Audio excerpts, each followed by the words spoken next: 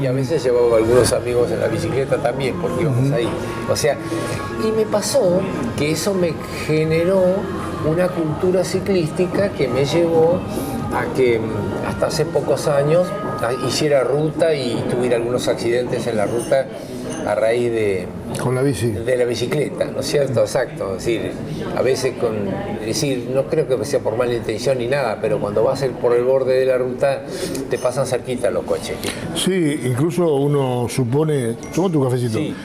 Uno supone también que el caso del camión que pasa muy cerca debe provocar un movimiento del ciclista, ¿no? Bueno, y en Matilla, el tornero, me hizo un disco de bicicleta específico de 62 dientes. Vos sabés que las masas grandes de ciclismo, de corredores, tienen 52 o 53. Ajá. Bueno, este me lo hizo de 62, porque eso me permitía, ahí en el peaje que hay en Cajallares, y sin que me viera ningún camionero, ponerme detrás y venirme tripado del camión. Sobre todo los cisternas. Los camiones cisternas que tienen babero abajo, sí, esos te traen a 100 kilómetros por hora y no tenés viento de frente. no tenés, y venís en el cono de succión, venís volando. Es decir, una excelente dedicación. Dedicarse a eso te puede ser muy divertido y apasionante y sumamente estresante. Si no terminás herido o muerto, ¿no? Claro, porque de pronto vos no ves cuando el camión frena de golpe o... Exactamente. Y no tenés cómo y si frenar. hay algo vos. tirado en la ruta, como me pasó, que me agarré un taco. Un taco me lo agarró, rompí la cubierta de la goma y empecé a dar vueltas por la ruta. Cuando vos te caes a 100 kilómetros por la ruta, sin ropa, como venís livianito, y empezás a dar vueltas por la ruta, te puedo asegurar que parece que no vas a terminar nunca de dar vueltas. Y sobre todo, detrás de un camión vos decís, esto no camina nada, esto no anda nada. Te das cuenta cuando si te llegas a bajar a la banquina. Claro, imagino. Ahí te das cuenta de la velocidad. Ahora, vos no andás en auto frecuentemente porque si bien te podés comprar un auto perfectamente, o lo tenés posiblemente, No, pero por eso, claro. Una camioneta y un automóvil. Pero se te ve mucho en la bicicleta. Exacto, porque es lo más cómodo para andar por Tres Arroyos, porque vas puerta a puerta, es la cosa más cómoda que hay.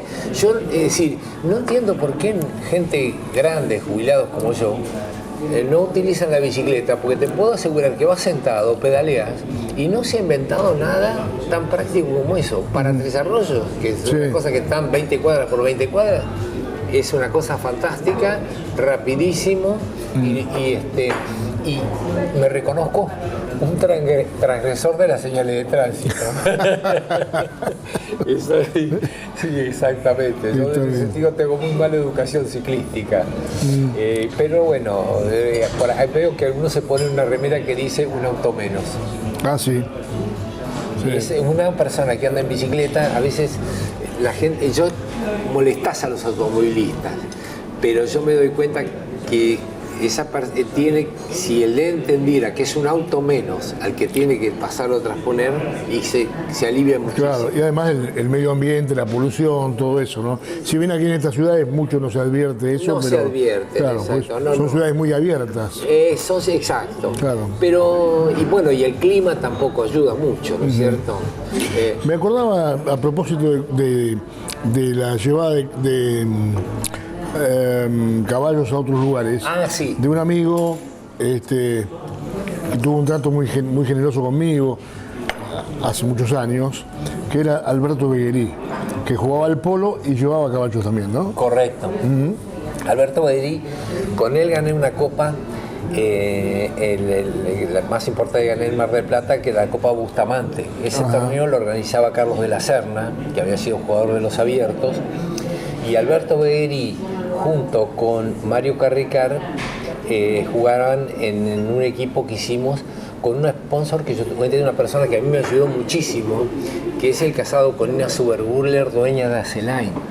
Los torneos más importantes que gané en mi vida, que fue la Copa 3 de febrero en Coronel Suárez, la jugué con Daniel Jambí porque él me prestaba los caballos para jugar. Y también Santiago Gastambide. Son las dos personas que el último partido de polo lo jugué con los caballos de Santiago, porque hay gente que tenía una gran afición por los caballos, tenía unos caballos fantásticos y sus caballos se jugaban los abiertos, ¿no es cierto? Y Santiaguito el hijo, yo me acuerdo que una vez jugaba con los Egui, jugó una final que la estuve viendo y era una gente que gracias a que me facilitó los caballos, pues yo no usé de carapela, no tenía ni caballos para ir a jugar a Mar del Plata. Y ahí hicimos un equipo y ganamos todo lo que jugamos. En el polo, digamos, ¿cómo son los porcentajes? ¿Es mejor el hombre o mejor el caballo? No, depende del nivel.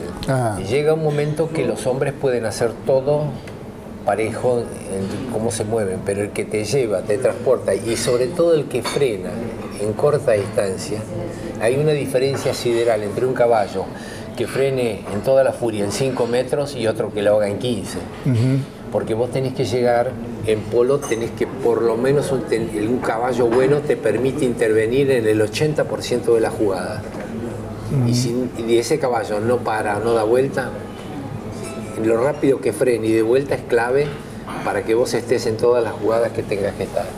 Entonces de ahí, ya al final, cuando vos suponete de 5 goles, de 4 para arriba, los montados son claves, ¿no es cierto? En el caso mío, que no tenía plata, cada vez que tenía un buen caballo tenía que venderlo, porque era muy importante hacerme del dinero para poder seguir viviendo. Exacto, claro. Pero digamos, hay gente que por sus niveles o sus cualidades, tipo cambiazo, por ejemplo, para tomarme el scratch, ¿no es cierto?, que tenemos en polo en Argentina, son personas que han llegado a generar, a tener caballos y, por ejemplo, los Pieres, que son gente que los conocí de chicos, moviéndose a Gonzalo Pieres, él me decía, mirá, ya tengo 400 caballos, hay que ponerles el asiento arriba, hay que andarlo a esos 400 caballos. ¿Quién los va a andar? Claro. El tipo de la gente ve que anda con 6, 8, 10 caballos, pero ahí atrás una reata de organización que hoy se puede hacer porque los sponsors extranjeros han permitido que el polo tenga un aporte de dinero que solamente puede hacer ese tipo de gente, ¿no? Yo me acuerdo que el último patrón que tuve era un mafioso de Chicago que le encantaba sacarme a pasear con mi familia entre esas limusinas negras largas. Y me acuerdo que les encantaba sacarme a pasear y yo decía, pero este hombre, él había de joven corrido contra Fangio. Muy interesante. Y vos sabés que una cosa que no tiene nada que ver del tema, ¿no? Pero decía, vos sabés que nos sacaba un segundo en una vuelta. Entonces me dice el patrón del equipo, salí detrás y seguilo a ver a dónde perdemos el segundo. Y dice, había una curva amplia que nosotros hacíamos la clásica. Tiramos al fondo de la curva, rebajábamos y volábamos. Él no. Él disminuía la velocidad y se cerraba. Y a partir de ahí aceleraba. Y ahí nos sacaba el segundo, en la curva esa. Ese era el secreto. Era una curva grande. Ese era este tipo este sponsor que tuve. Y siempre me decía, la mafia no existe. Eso es un cuento. Y yo decía con Don West, el dueño del Hyatt donde yo estaba viviendo, que era el hotel número 60 del mundo, te puedo estudiar que a mí los hoteles no me gustan. Yo te puedo asegurar que viví 5 meses y medio en ese hotel y no veía la hora de irme. ¿Eso era en Chicago? Eso era en Chicago, en las afueras de Chicago. Ese era, tenía una cuadra de tiendas adentro, 3 piletas, una de ellas de agua caliente, olímpicas, un helipuerto, 3 restaurantes. Y yo le decía, mire, ese buffet a usted debe perder plata con eso. Le decía a Don West, que fue un hombre que le ganó un juicio a la Standard Oil, y en ese momento le habían querido comprar, te hablo del año 80, le habían querido comprar en $60 millones el hotel. Y decía, no, mira, con ese buffet gano $400.000 por año. Con eso no. Con el que pierdo es con esas chicas, ¿viste? Que están ahí con la pollerita corta, que tienen ese local donde sirven tragos. Eso da pérdida. La gente que te habrá permitido conocer esa actividad, ¿no? Del polo, ¿no? Y algunos, porque además era un deporte al cual iban los príncipes, los reyes, ¿no? Bueno, cuando fuimos a Persia, porque fuimos a Persia a invitados, cuando estaba el Shah. El Shah de Persia. Y que además cuando terminamos de jugar esos tres partidos, que fueron partidos, revancha y bueno, que ganamos la final en tiempo suplementario, eran con Errázuriz, que era un chileno, con Eduardo Patrón Costas, que solamente en San Martín del Tabacal tenía acciones por $30 millones. Y después estaba Hans Hartmann, que era un alemán que tenía que era representación de Caterpillar en todo el África, y nos llevaron a la ciudad de Shiraz y Farán a hacer una gira de 2 días para que conociéramos cómo era Persia, un lugar donde haces un pozo para sacar agua, lo que sale petróleo. Ahí la gente no tenía agua para tomar, no tomaban agua. Entonces vos veías a una mujer con un cántaro en la cabeza y decías, pero esa mujer ¿de dónde viene? Y viene de acá a 5 cuadras porque ahí sale agua. Hay una canilla que sale agua. Y bueno, el agua que tenían era de una represa que de deshielo. Y bueno, pero esos lugares, y me llevaron a ver un club de golf para mostrarme en los greens que tenían pasto.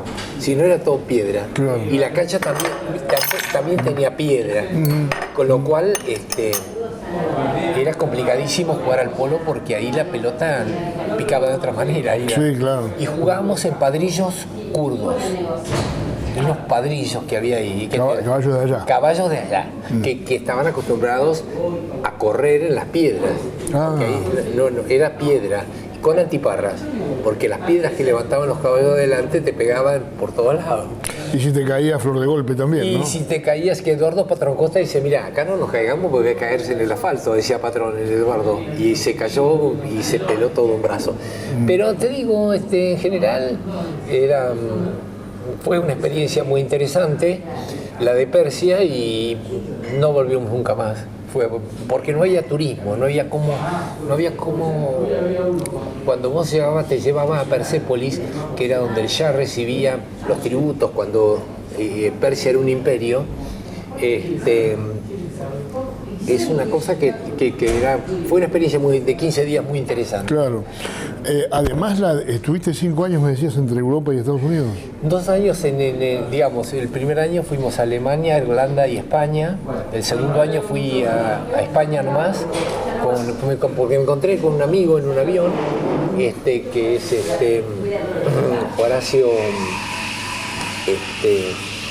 Horacio, parte de me acordé de la apellido. Sí, ya te acordarás. No importa, va a salir. Pero me refiero siempre con el polo. Claro. Y entonces ahí jugábamos para unos nietos de Trujillo, aquel dictador claro, que tenían una casa de tal magnitud que adentro tenían una boate. ¿Viste? Baños para hombres, baños para mujeres, pista de baile, una cosa así. En la casa. Adentro, en la casa. Y por supuesto no iban a todos lados con 2 custodios. Y ahí fue donde Horacio Laprida, ¿viste?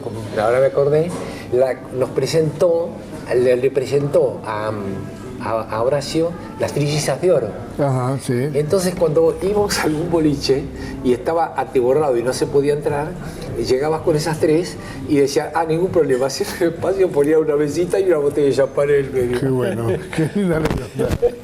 Te puedo asegurar que esas 3 nos pegaba el controlacio jugando al truco, nos pegaba unos petos. A los 15 años no sabés con qué jugaban al truco. Y todavía siguen teniendo vigencia, ¿eh? Todavía siguen teniendo. Me dijeron que las vieron en televisión. Sí. Bueno, porque una se casó con Horacio. Claro, con Laprida, que fue Eugenia. Pero la mayor, la menor se casó con Ernesto Trotz, que fue con el que yo jugué muchos años en Mar del Plata, que ganó el Abierto varias veces. Y bueno, pero... ¿Y cómo fue la experiencia en Estados Unidos? La experiencia en Estados Unidos. Yo siempre fui a Estados Unidos por invitación de un amigo que estaba en el había sido vicepresidente del Banco Central. Sí. Y en ese sentido me propuso que lleváramos 10 caballos cada uno para venderlos. Y ¿a dónde vivía? En lo de Orfila, que era secretario de las Naciones Unidas, argentino. Claro. Sí. Bueno, cuando entramos en la casa, desde arriba, una alemana, que debía ser la 3ª o 4ª mujer que te había tenido, lo dice: a tus amigos, atendelos vos porque yo no pienso bajar a hacer la comida. ¡Qué recibimiento! De arriba, ¿no? Le dijo eso al pobre Orfila. Entonces, pero claro, era una quinta y yo estaba, pero claro, ahí me encontré, me lo conocí jugando al polo a un norteamericano que había peleado en Vietnam, que era piloto de helicópteros. Sí. Y él me dice, mira, vos ahí con 10 caballos metido en esa quinta no vas a vender un caballo. Agarrá mi tráiler y salí un poco a mostrarlo, dice, porque si no, no lo vas a vender. Bueno, dicho y hecho, ¿no? Ese se llamaba Bill Askins. Y ese señor Bill Askins, que hoy sigo siendo amigo y siempre estamos en contacto, sigue viviendo en San Antonio, en Texas, tiene una casa tan espectacular que se alquiló una vez un jeque árabe con todo su séquito, porque no había como cuidarlo en otro lugar. Que es la casa de él, que tenía una casa como de 4 pisos, enorme, en un sitio descampado, y él fue el que me posibilitó que yo vendiera los 10 caballos, ¿entendés? Qué notable. Exacto, y me vinculé con... Lo que pasa es que conocí varios millonarios norteamericanos y no podía creer que gente con tanto, pero tanto dinero, mucho más que las de acá, pudieran ser tan estúpidos. No sé, me llamaba la atención, ¿viste? Claro. ¿Viste? Porque me decían...